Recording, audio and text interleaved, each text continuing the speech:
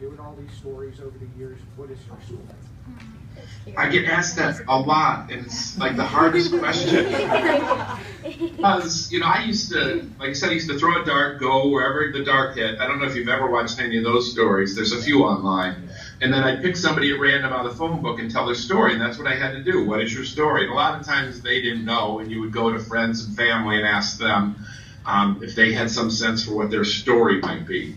And I think I would need somebody, Cameron, maybe I need you to come to New York and you can figure out what my story is. Because I don't know, because I look at my own life outside of what I do for my job. I look at my own life and it just seems really boring.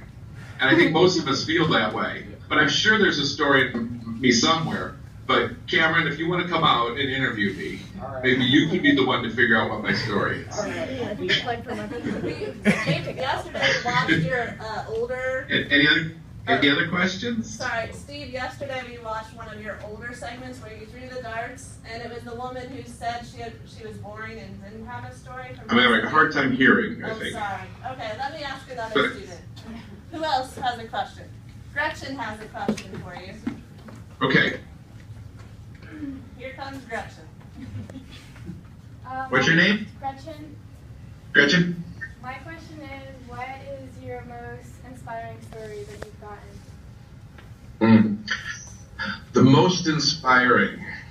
Again, it's so hard to rank these. It's like picking my favorite child, you like them all for different reasons on any given day.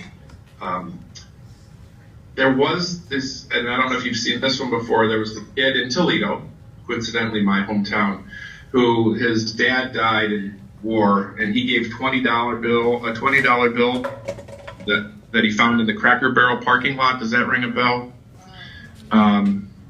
So that story is one of my favorites. He was a kid, he lost his dad in the war, he saw another soldier come in, and he had just found $20 in the parking lot. And instead of keeping it for himself, he was thinking of maybe buying a video game.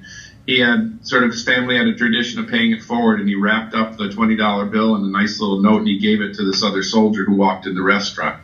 And he was able to parlay that kindness into about $2 million that ended up going to Gold Star children, kids who lost a parent in war. And that was pretty inspiring. So many of them inspire me in different ways. So many of them touch me in different ways. It's hard to pick a most. Maybe one day I will come across a story and I go, this is it. This is the most inspiring. But, I haven't quite come across the one that I would put at the most. Thank you. Thank you.